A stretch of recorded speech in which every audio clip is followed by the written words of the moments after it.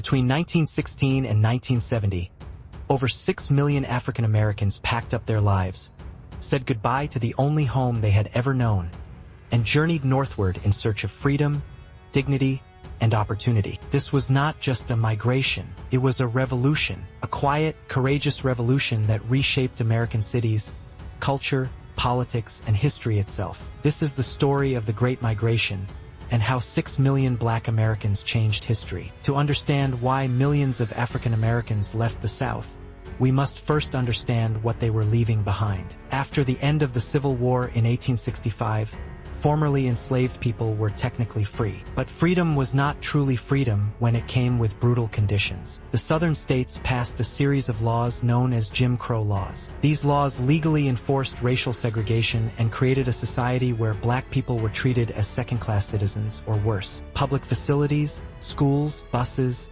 restaurants, and even water fountains were segregated. Voting was systematically denied through poll taxes, literacy tests, and violent intimidation. And lynchings, horrific acts of racial terrorism, were common and often ignored by authorities. Quote by W. Du Bois, "The problem of the 20th century is the problem of the color line." Most African Americans in the South worked as sharecroppers, tied to the land and dependent on white landowners. It was a brutal, exhausting life with little reward and no hope of advancement. They were trapped in poverty, stripped of rights, and surrounded by constant danger. But news began to spread, whispers from relatives, letters from friends, of a different life far to the north. In 1916, the Great Migration began. The United States had just entered World War I. White men were leaving factories to fight overseas. Industries in northern cities like Chicago, Detroit, and New York faced massive labor shortages,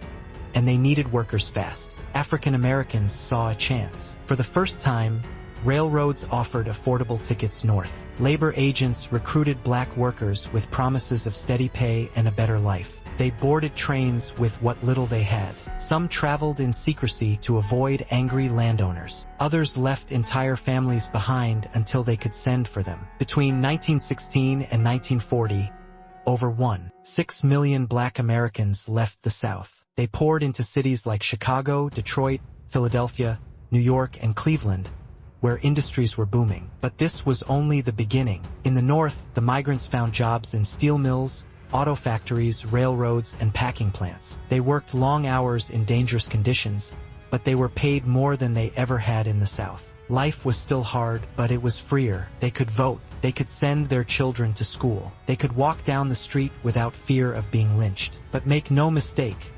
racism did not vanish north of the Mason-Dixon line. Black migrants often faced suspicion, discrimination, and violence from white residents who feared job competition and social change. Housing segregation was rampant. Black families were restricted to specific neighborhoods, often overcrowded and underfunded. White flight began as white families left for the suburbs. Yet amidst the challenges, Black communities in the North thrived. They built churches, businesses, newspapers, schools, and cultural institutions. Entire neighborhoods like Harlem in New York City became cultural powerhouses. And from this new energy, something remarkable was born. In the 1920s, Harlem became the beating heart of Black culture in America. Artists, musicians, writers, and intellectuals who had migrated from the South gathered to celebrate their identity, express their pain, and imagine a better future. This movement became known as the Harlem Renaissance. Poets like Langston Hughes, novelists like Zora Neale Hurston, and thinkers like W. Du Bois challengeait America's conscience. Quote by Langston Hughes, "I, too, am America." Jazz exploded across the nation, with legends like Louis Armstrong, Duke Ellington, and Bessie Smith redefining American music forever. Without the Great Migration, this cultural revolution, and so much of what we now call American culture, might never have happened. As the years passed, the migration did not stop.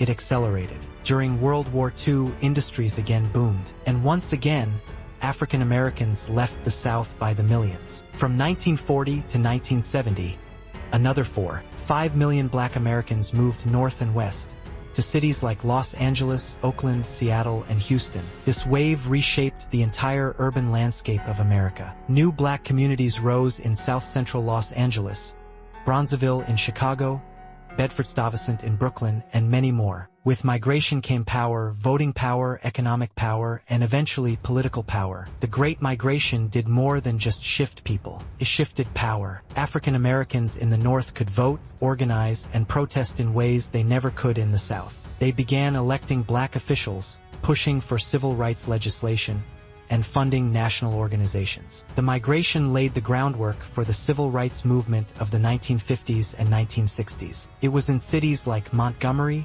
Birmingham, Detroit, and Washington, D. that civil rights protests gained national attention. Quote by Martin Luther King Jr., "Freedom is never voluntarily given by the oppressor. It must be demanded by the oppressed." Without the political and economic strength built through the Great Migration, the victories of the civil rights movement might not have been possible. Today, the legacy of the Great Migration lives on in every major city in America. It is reflected in the music we hear, the art we see, the literature we read, and the leaders we elect. It's in the soul of hip-hop in the Bronx, the rhythm of jazz in Chicago, the pride of HBCUs, the voices of activists, the triumphs of black-owned businesses, the spirit of resistance. This journey was not just a movement of people. It was a movement of the soul, of hope, of courage, of belief in a better future. Over 6 million men, women, and children chose movement over fear, dreams over despair, and in doing so, they changed the course of American history. This was and is the Great Migration. Thank you for watching. If you learned something new, be sure to like, comment, and subscribe for more stories that shape the world we live in today.